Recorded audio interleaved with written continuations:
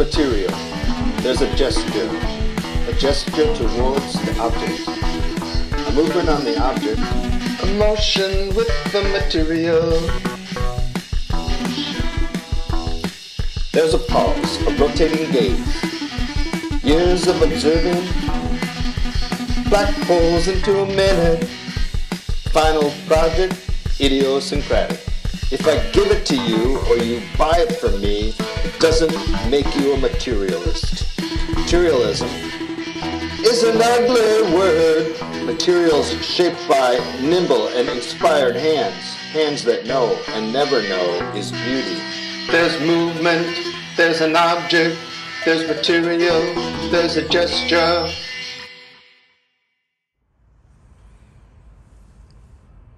Okay, today we're gonna make a slab box. So this is kind of the next step from having made the slab bases. So it's very similar, except for we're gonna add one more piece and close the whole form and then cut it back open to make the lid and stuff. So you can use, any sort of template that you create. I have all these different templates in the classroom here for us to use, and many of them are very good box plates, and then many of them make very good boxes, and some of them make good bases also.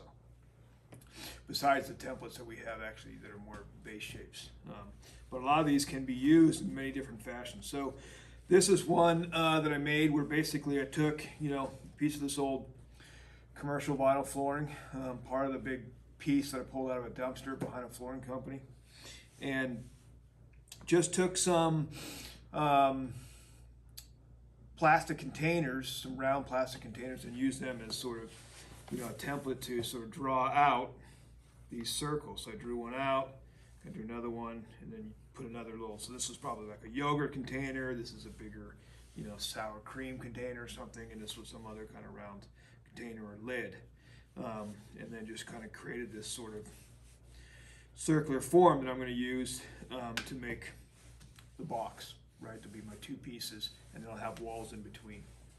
So I need to make sure I have at least two slabs, or enough to do two of these pieces, and I have some texture that I put on, a sort of brick look. I'm going to have the top and the bottom, and then the rest will be sort of smooth. So I have these. And then I need to make sure I have enough slab to do 4-inch wide walls to put up in between my two pieces, right?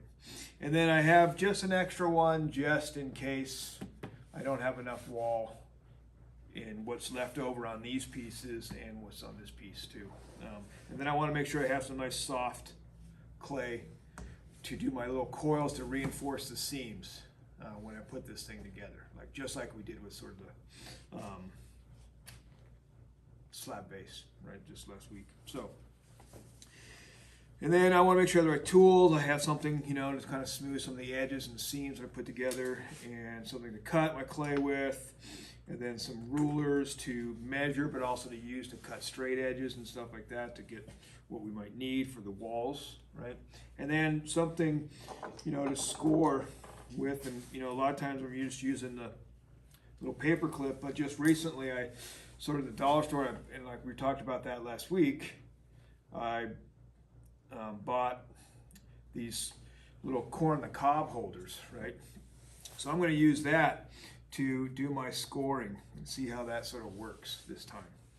Kind of try that out as a tool. And then I make sure I have a little bit of water and a brush to apply between my scoring seams and stuff like that. And I might have some other fresh water, clean water, to do some edging and stuff like that as needed. So at first we'll just start cutting this open. And again, I got to make sure that my slabs are nice and stiff, so they're still slightly bendable, right? They're so pliable, I can easily still kind of put my nail in softly there, and so it's not too dry to attach, but it's set up enough that I can go like this without that thing bending and flopping, right? So sometimes it might get a little bit drier than you think, oh, this is getting too dry. Then you can just take you know, before it gets, if it's bone dry, it's, you know, too late really. But once it's still damp and then maybe it seemed like it got dried up a little bit, or you're not quite ready to use it, you can give it a little bit of a mist, right, with a little bit of water, both sides, you know, and then let that kind of sit there a little bit. It'll take up a little bit of that water. So these are pretty much ready to go. Put my soft clay to the side here. So I'm going to cut my templates out. So I want to try to get, again, just like with the box plate, just like with the slab base, I don't want to be right on this edge. Because this is the driest part. So I want to sort of be close to the edge so I can cut a fresh edge when I get in there, where it's going to be a little damper on the interior part of that slab. And then if I could have something left over that I could maybe use as a wall if necessary, right? So I'm going to try to kind of cut up towards this corner.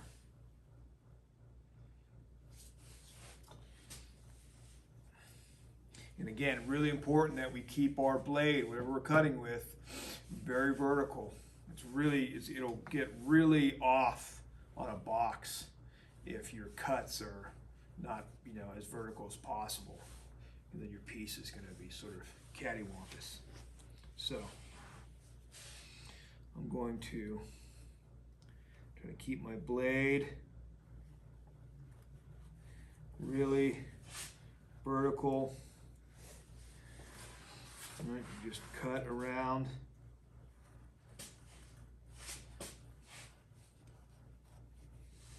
My form, my little template here.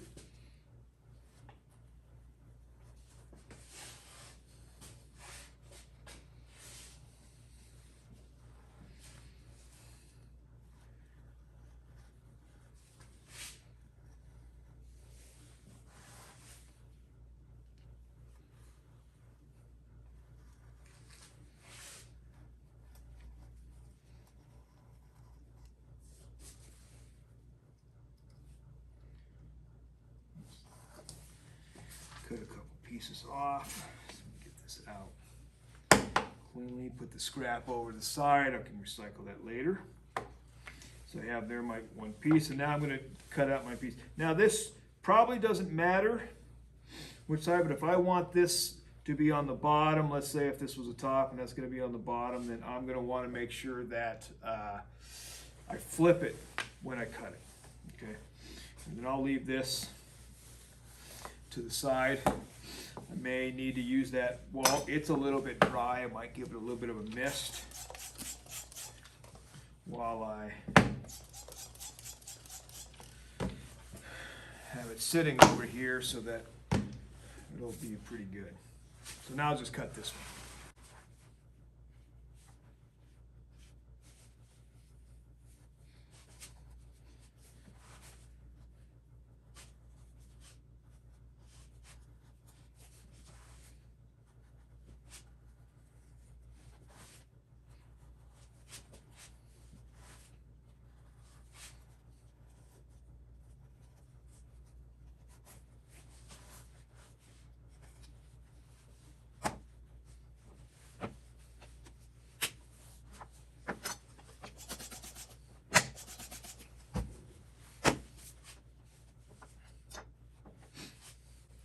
Okay, got both my pieces cut out. So they should line up pretty close when we put the two smooth sides together. All right, and so that'll be important. Kind of leave them there. I think I'll make this the top, since this maybe print and this texture is not quite as defined as that one, so I'll make this my first piece, be the bottom, and I'll attach there. So then I need to cut out my 4-inch wide strips for the walls. So I probably, if I go this way, if I measure here, I should be able to get close to 3 sort of walls that should be big enough to get all 3. So this should be fine. I shouldn't need my extra piece, but you never know. So we'll start off by cutting a straight edge over here. Again, I don't want to use that section where it's kind of rough and it's dried up. So always cut off my straight edge there. So then I measure off of that piece. And again, I'm going to measure 4 inches. Make my little marks there.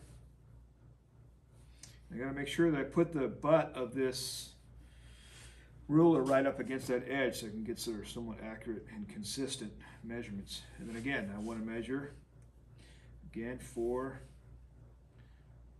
4, and 4. So measure twice, cut once, and then I'll just cut my strips out after that.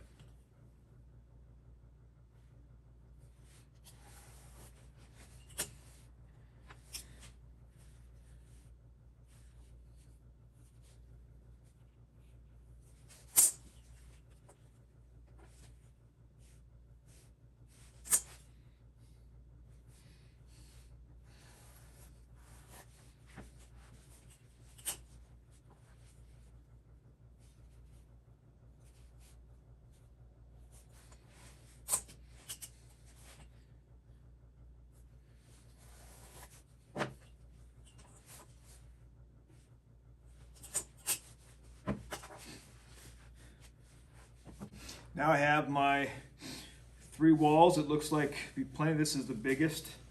It should go around. Now, important on these walls that maybe that slab, if you have curves, needs to be a little bit not as stiff maybe as your bottoms, that it can actually bend nicely and cleanly without having some kind of break or crack here if it's a little drier. So it looks like it should be fine.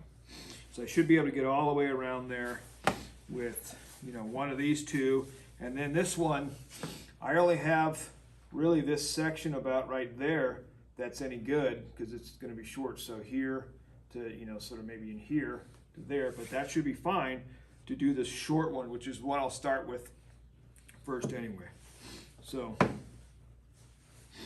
right off the bat, I'm going to go and score this edge all the way around and actually just cross hatch it. So just go one way, come back, go the other way.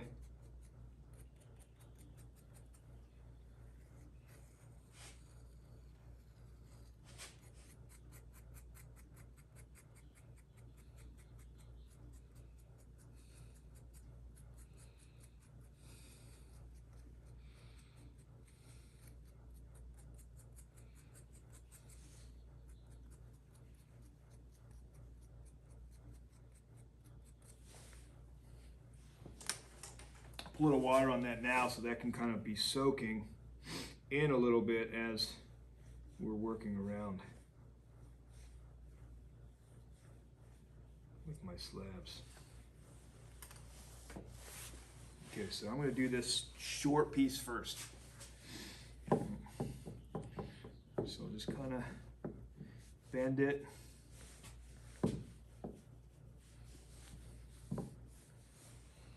Kind of get it to where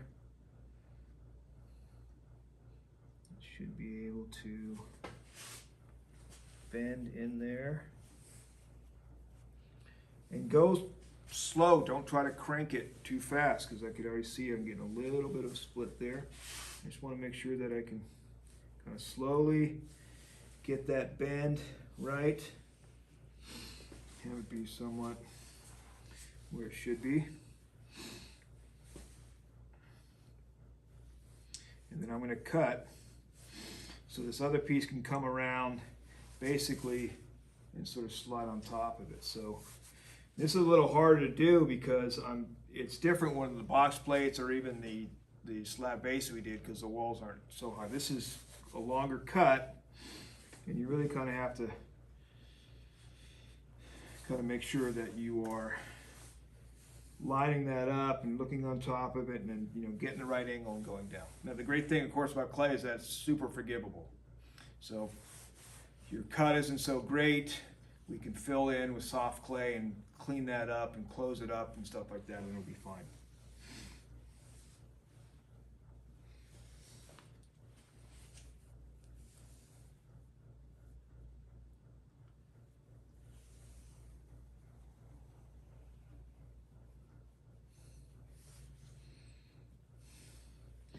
So there's that piece. Now, and it's not a perfect cut, it's pretty close, but I'm gonna keep this because this is the next cut I really wanna have to start in my bend with. That same shape, when we flip it, it fits really nicely there. So I'm gonna save that as sort of a template there to use in that next piece. And then I'll do the same thing here.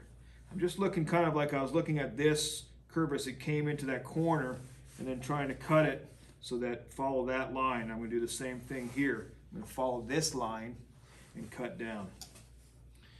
Kind of get on close, and normally I got to close one eye, sort of look and get a good look at that. And then just try to come down nice and consistent. Same thing, I'll keep that edge because that's the edge I want. So now I have this on here, right? That's the piece. It's kind of already getting suction stuck up, and I hadn't even done anything on this side. So I gotta come back and remember to score that up.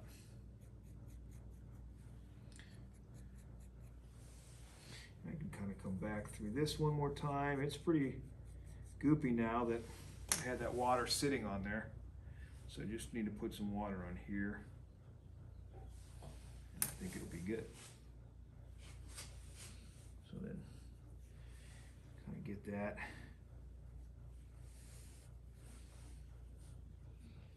Kind of move it around so it creates that suction and grabs.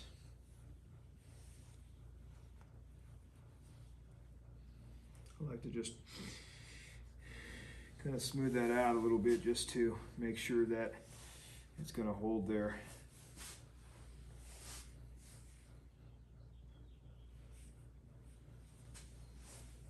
One thing I can kind of double check that that curve is right by sort of putting this back up over here and seeing that, oh, maybe I want to have that pinch in a little bit more. So when this piece goes on top, it'll sort of line up decently.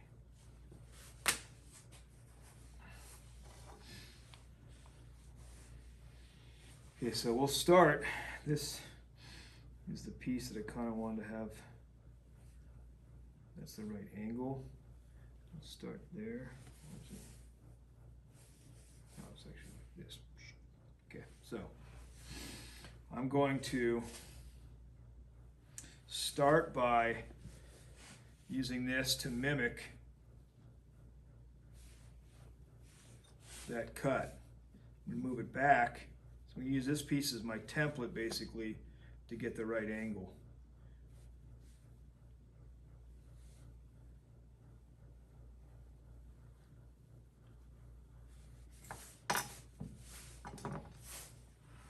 And it's not perfect, but it's close.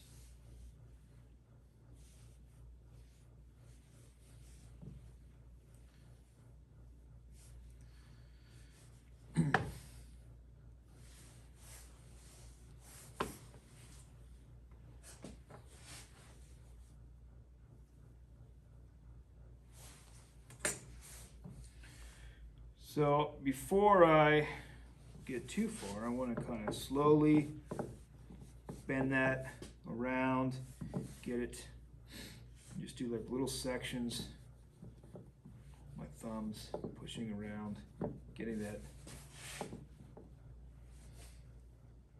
be able to sort of line up there.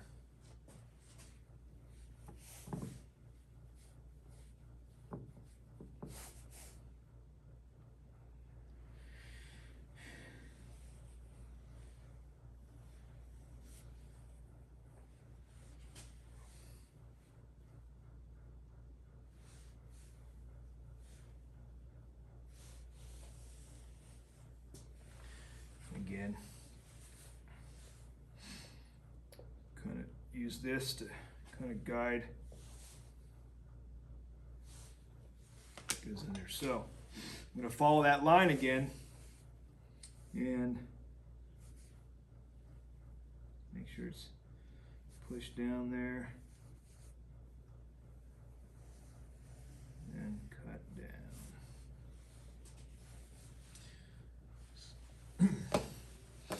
Move the scrap to the side. I'm going to kind of pop it off, and I need to score the inside of this piece there, and then this outside piece where it's going to come up like that, and score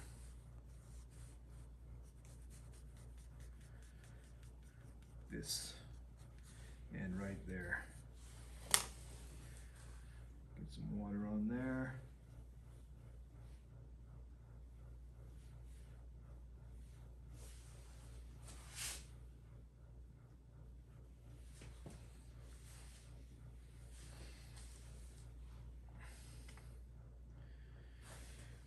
Then just kind of get it lined up. You can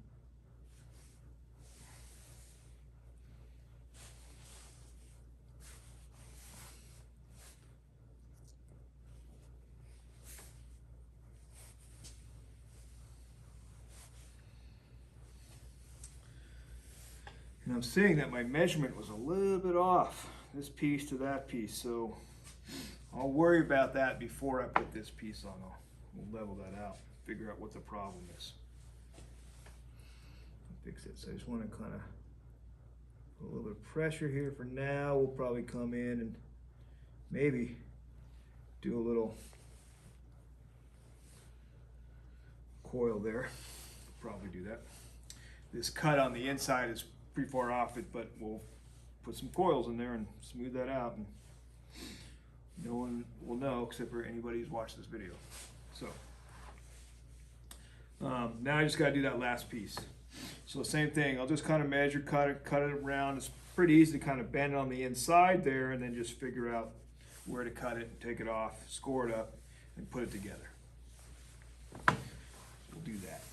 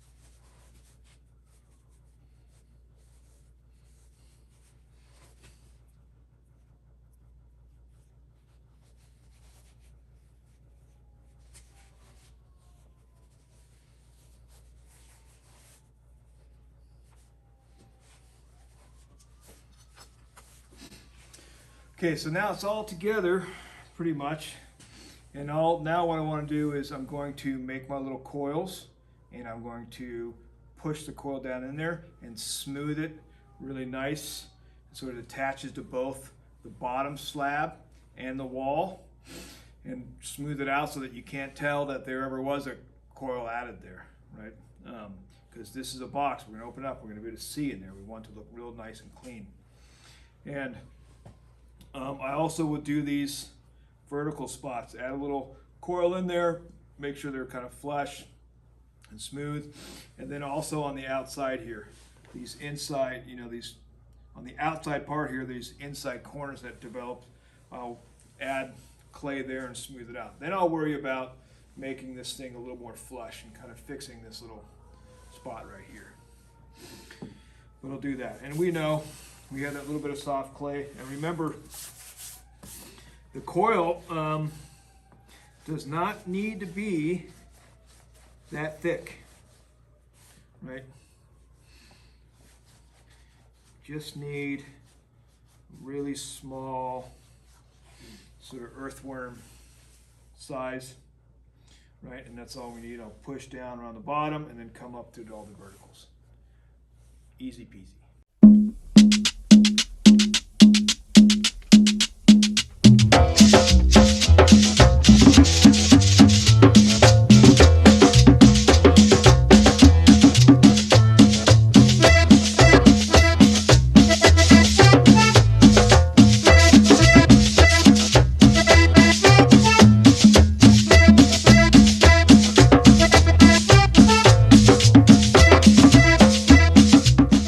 So now I have reinforced all my seams on the inside of the coil. Still needs a little more work smoothing, but I'll go back in there after I cut the lid open, and because I'll have to reinforce the inside of that, and then I'll work some more on the inside as we go along. You know, maybe even letting it set up a little bit more, and then using, you know, some water to kind of polish it up a little bit. Now, before I put this on, right, I need to kind of figure out what's going on with the height. Now these things need to pinch in a little bit more and kind of see if this wasn't fitting exactly perfect, but we can, you know, kind of fix all that too by adding little bits of clay here and there to kind of even it out. So this seemed to be coming up a little bit higher over here, so I see, and I'm 4 1/4 there. And so these walls were 4 inches wide, and my slab should have been about 3/8. So there's a problem here, I guess. Because now we're getting closer to 3/8. So somehow I cut this one slightly short. Kind of bad measurement there. So you kind of see how bad that is, but basically, like one way to sort of solve that is to go around and sort of mark. If this, find my low spot is, well, it's just short of 4 3/8. So just short of 4 3/8. So if I really just kind of go, I'm gonna make a few marks here. So it's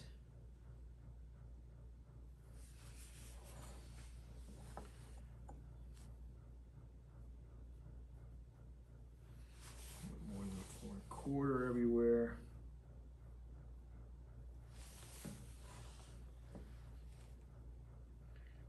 And all of a sudden here it's sort of good again. So and I have those marks, and I just kind of follow along those marks, and I can kind of even it out a little bit here. So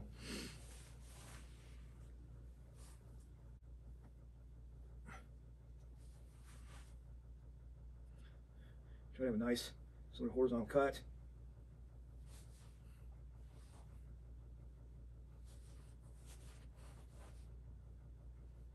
So it seems to be okay there. I'm just going to kind of come around to those marks, kind of shave off. So it doesn't have to be perfect. We're going to sort of score, add a little water, so create some goop. Same thing here, and attach it and get it sort of grab and move together. And then we'll be able to come in and take a little bit of clay and add it here and there to kind of flush it out and get it to be somewhat close to where it should be. So now I want to put this top on. I'll just score this.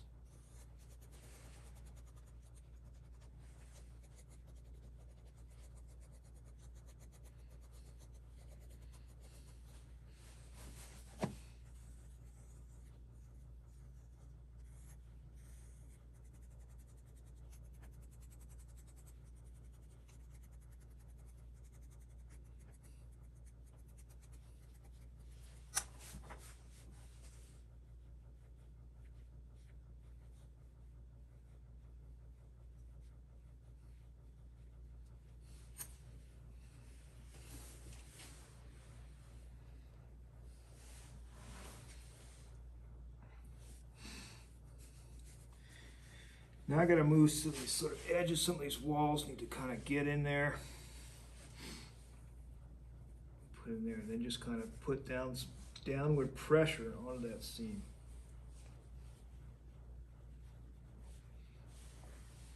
So we know it is grabbing.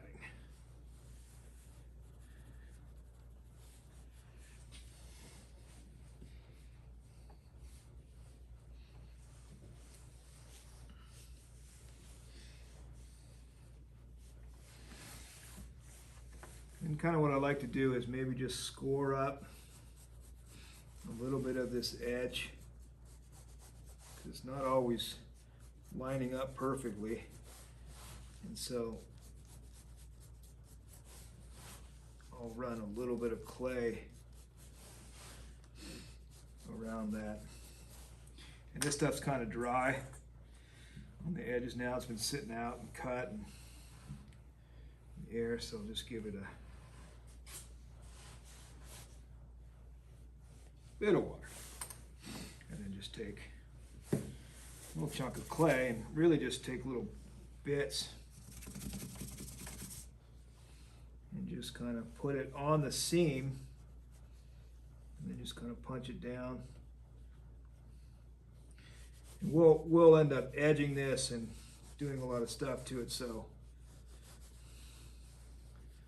I'll worry about cleaning that up after we've done a little more work to it.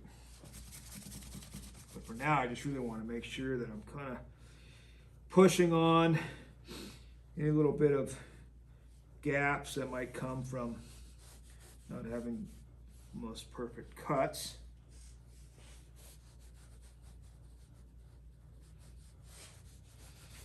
That's the beauty of kind of working with clay, is that if this was wood, we're trying to make a box and our cuts are sort of really off.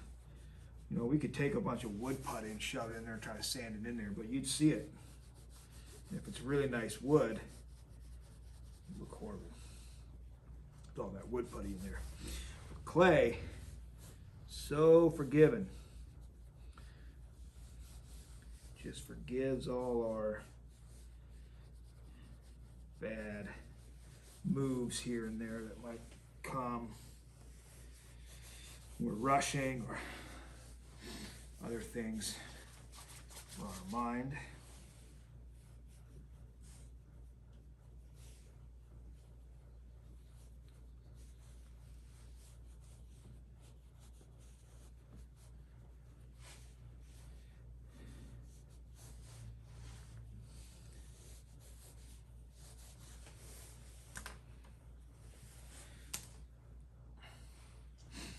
I'll take my little custom rib. Just kind of try to pull that sort of flush for now.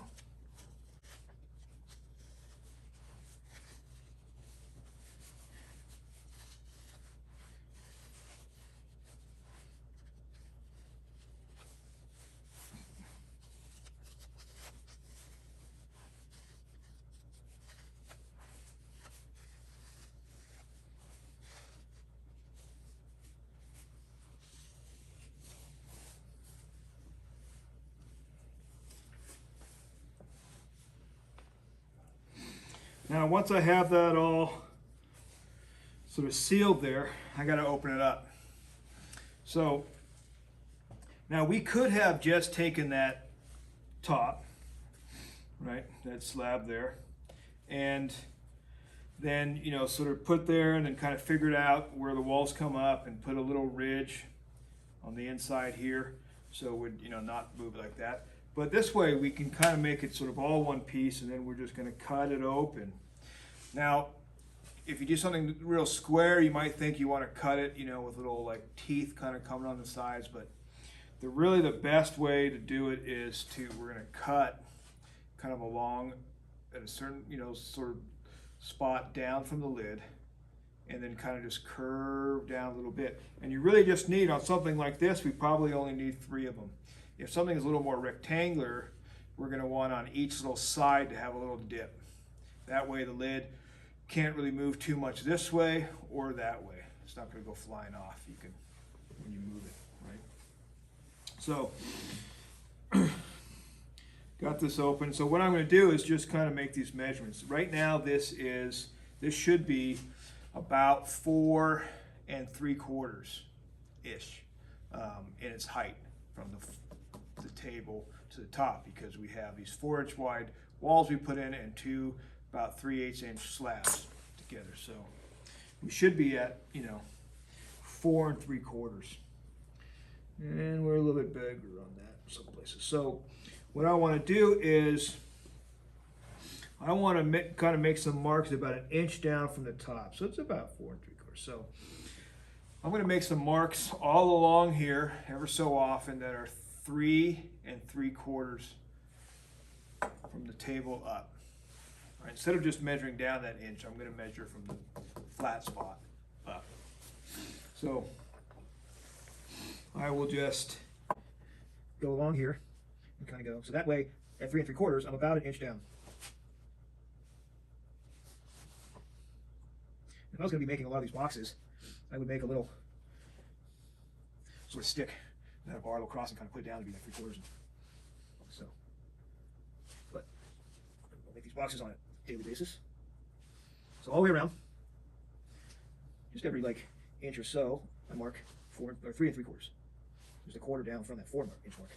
Just look at it that way.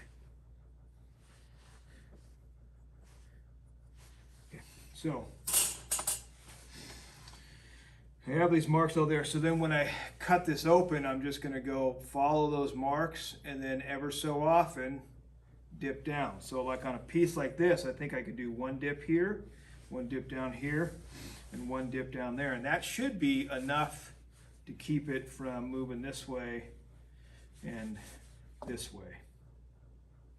Maybe we need to do 2 dips on this bigger piece to kind of make sure that, so if we're here and here, something like that. So maybe that would be optimum, is to have something right across from that and something right across from each other here. So we'll do that. All right. Generally speaking, 4 is a good number. It's not great in all cultures, but many, many, many cultures, 4 is a sacred number. Some cultures it's not. It's quite the opposite. So, and 3 is good too. We have 3 circles, etc., etc. 3 walls. So, now before I cut that open, I'm going to want to edge it. So, we can do the thing I showed before with the box plates, where I kind of, I could either measure a little bit 1/2 inch off here and cut a nice little edge there. You don't have to edge it, but I just like it looks really clean. Best in the classroom, we have these sort of tools here that aren't the toughest things in the world. Like, they don't seem to last all that long, but they're not that expensive. So it'd be nicer if they made ones a little more sturdy this size. They have bigger ones that are made out of wood and stuff like that, but they're too big for this. So what I'm going to do is I'm going to edge this top here. I'm trying to just, it's a little different, more difficult when it's have a nice sharp angle to start on. We don't have it, so we're just going to have to sort of go for it. Put it in, and I'm just going to drag this around and try to just keep continuous drag.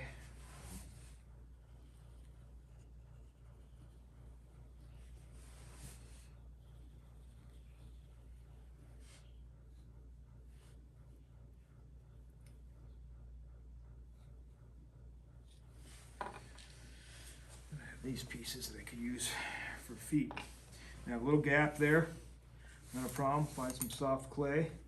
This is still some of this stuff, and just kind of pack it in there. Seems okay. See, my marks are still there, so I didn't cut too much. And then I'll come and just put a little more pressure back on that.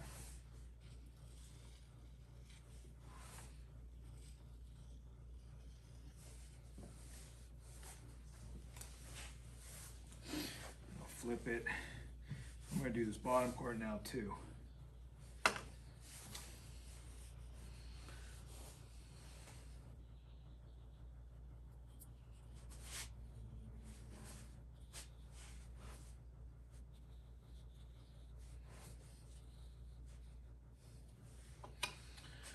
I'll save these pieces. Again, come and just kind of get these ridges that build up sometimes from the starting and the stopping. So I need to want to hide those a little bit by dragging.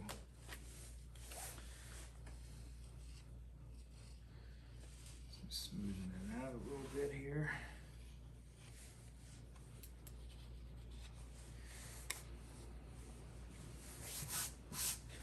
These little things will stick, these little bits of clay that drop off and stuff will stick to your piece, so it's kind of a bad idea to kind of get them out of the way here. So I'm going to kind of clean up that edge a little bit now with just a little bit of water.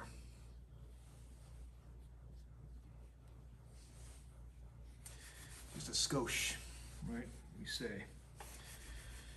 Which isn't a real word, but we start to use it now. It's really just a bastardization of a word that, depending on who you talk to, was either of Korean origin or Japanese origin. Skoji, which means just a little bit. And, you know, it's turned into a popular thing in the United States where we say a skosh. Now,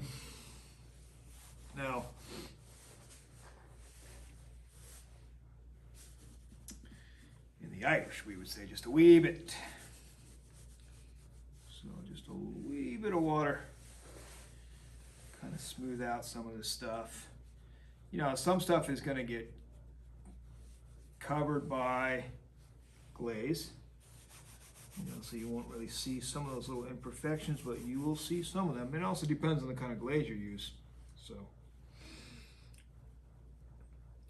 that's something to think about too as we work on these things. I don't want to smooth too much. I'm going to lose my marks.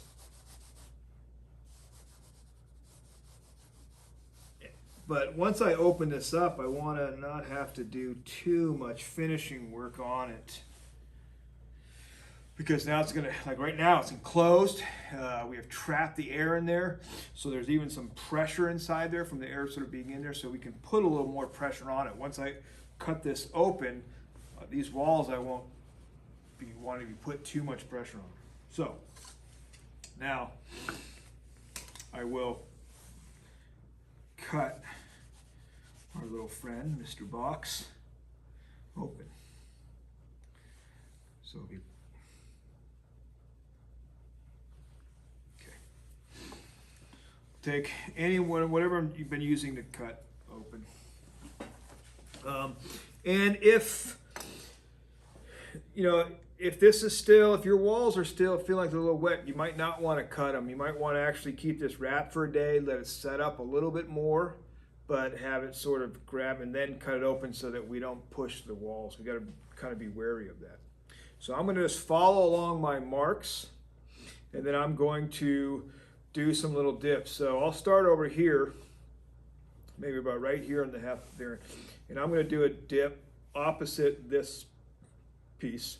I'm going to come down, and then as I come around here, I will do another dip about right here, so it'll be opposite there. Come around, do that, and then do this one. So maybe closer to here. So I'm going to look and find my marks. Should still be about an inch down from the top. And I'm going to just start sort of pulling along and then kind of paying attention. So I want to be sort of down there. So I'm just going to go down, not up, but down. So I want the lid to be a little heavier going down, and then I want those little curved dips going down. And then kind of come back and sort of follow along my marks.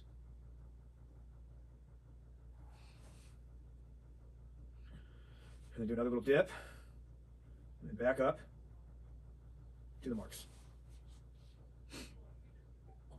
Come along, follow along those marks, do another little dip, back up to the mark,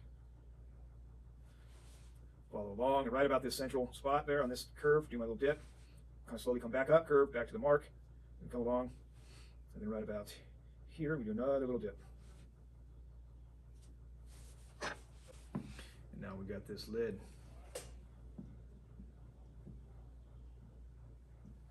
Should pop right off, okay. So now here's the part that I have not reinforced. I got to reinforce that with some coil, right? And then I can see I got a little bit of I didn't quite get all the way through, not real clean. Fix that over there too. It's on the back side, so you shouldn't see it.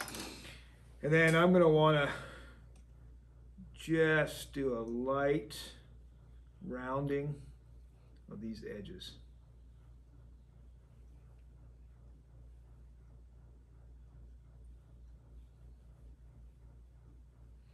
So I'll go all the way through and do that, right? And then, you know, and this can be done the following day, you know. I want to get that coil reinforced smooth as possible. And then look for things like here where maybe my knife kind of skipped a little bit. Kind of make sure I sort of smooth that out a little bit there. And then, you know, on the following day, it's you know, keep it covered. And always I'm going to keep it covered for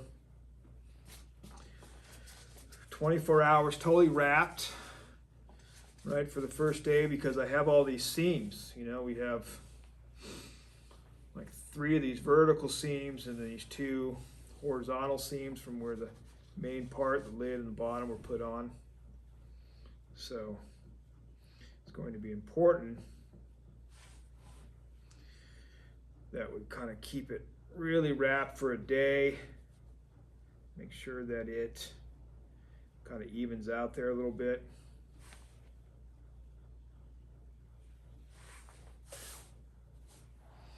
And then you can come back the next day and start doing your finishing works, making sure this is kind of get rid of those sharp edges.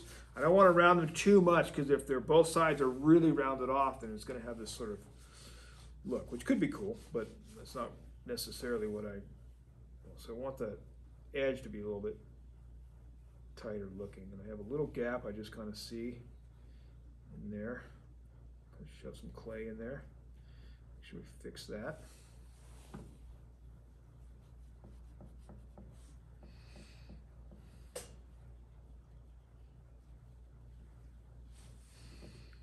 And we just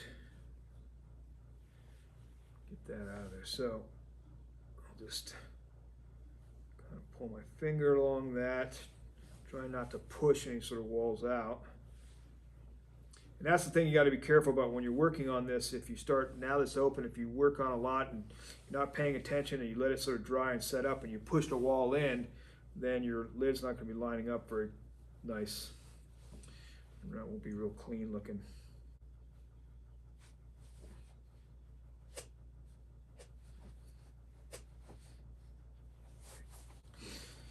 So while I have this in front of me, I'll just take a little dash of water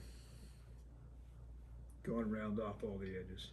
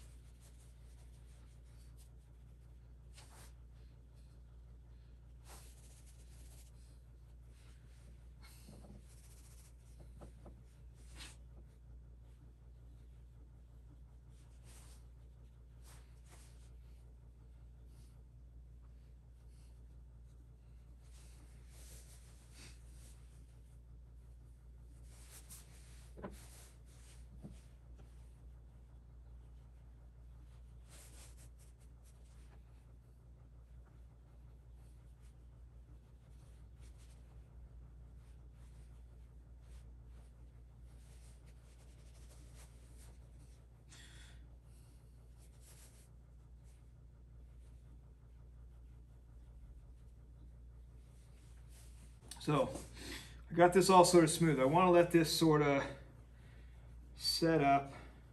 Not perfectly smooth, but I just want to get these edges rounded. So the edges are sort of been rounded off, right?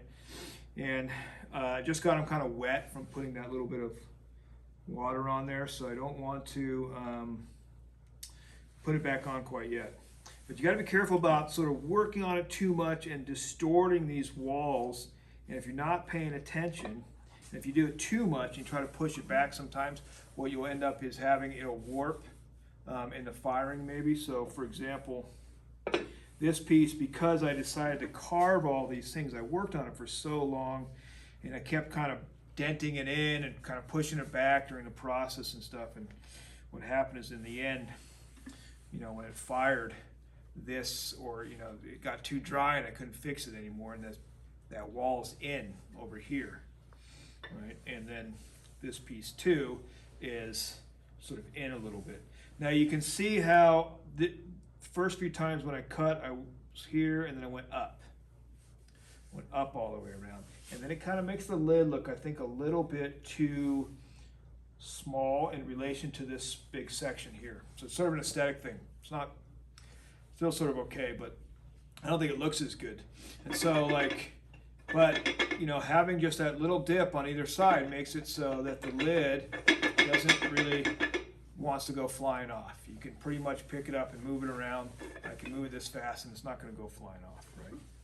So same thing, you know, so I noticed here, like this lid looks way too small to this big sort of piece. And, you know, they works fine. And so here, actually, all I did is I did a dip up, and kind of did a dip up, and dip up on those just three sides. And it kind of moves a little bit more.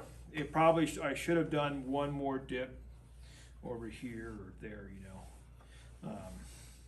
Or just done my dips here and on this side, and probably would have been okay that way. But maybe it would have moved too much there, who knows. So those are the things you kind of learn kind of going along, like, oh, I want to go down, I want to make sure I'm down an inch, and then sort of go down so the lid looks a little more substantial and a little more even with the rest of this. This just looks too thin, both of these pieces. So here's where I did, you know, dip down and stuff, and so I think it just works better visually. And again, here's another problem. I dinged that, didn't notice or pay attention, I guess, and it got too dry, and so then that little bit of thing is off, right? So that was sort of a problem that we can see. But you can see, you know, this shape made good box plates. This shape makes a good slab box. And in the last demo you saw, the video, that shape too made a good vase. Someone made a vase out of the same shape. So it's a very versatile sort of shape. And a lot of them are, you know. Same thing with this. This could be a decent vase. Makes a great box plate too, this template. So, in a good box.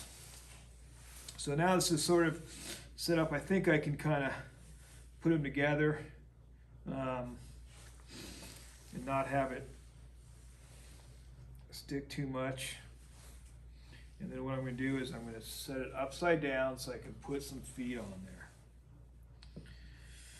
Now with some of these, you know, it could look good. I just did 3 little triangles that would come from the edge on that one.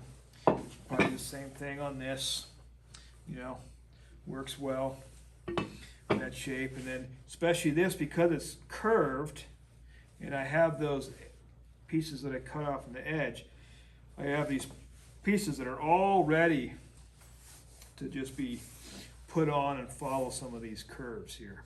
So I can just kind of flatten it out.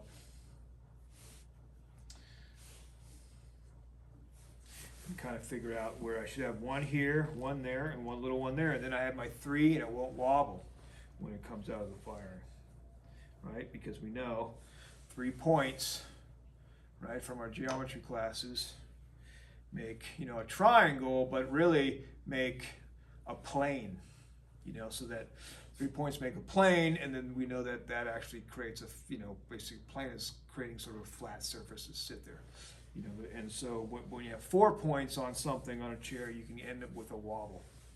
Like a chair or box or clay, you know, all that kind of stuff with the table, we end up with a wobble. But 3, you know, we'll always find that sort of third spot, you know, it hits and it'll just settle and stuff. So 3's always better, but sometimes, as we talked about before, it visually doesn't really look that good. So I just wanted to be about in there. So what I'll do is then also cut angle on the ends there. Kind of see how that looks. I really should have.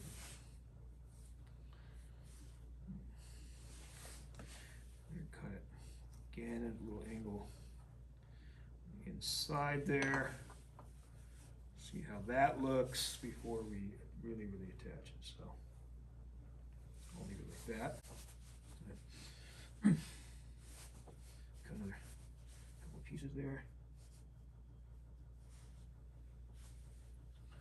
I'm going to use some of these because like this, smaller right in there, actually came off that same spot. Make sure you kind of bend a little bit. So cut a couple little angles on it to make it look a little more finished.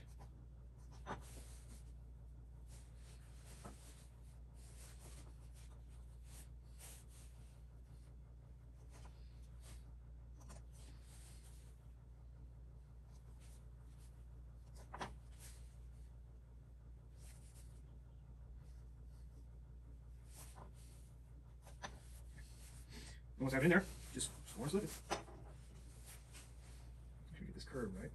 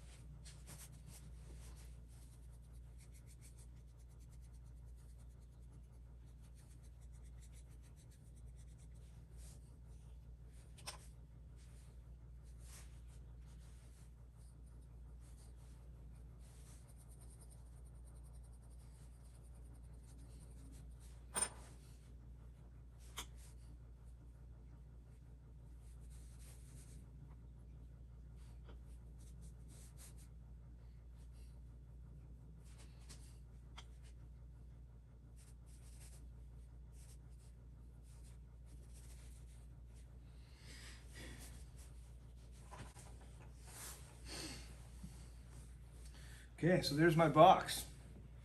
All right, I need to kind of make sure that I keep it wrapped, since I just put all this stuff together for a day. And then the next day or two, before I let it, you know, kind of I can finish it off a little bit here and there, make sure imperfections, smooth them out. And then I want to kind of really want to make sure that everything is lined up pretty much, and let it dry slowly, so hopefully it keeps that shape. And don't keep messing with it. Make sure everything's good and lined up right as we let it dry very slowly. Okay. Box. Now, you can, you know, sort of the next level is to take some of your scrap pieces and you could put some partitions in there if you wanted to make this like a jewelry box and have a little spot for rings, necklaces, earrings, stuff like that.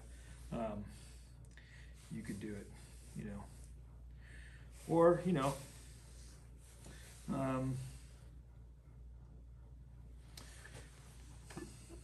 These could make fantastic, wonderful coffins for like small animal pet. Like if your hamster, dies, they don't live that long anyway, right?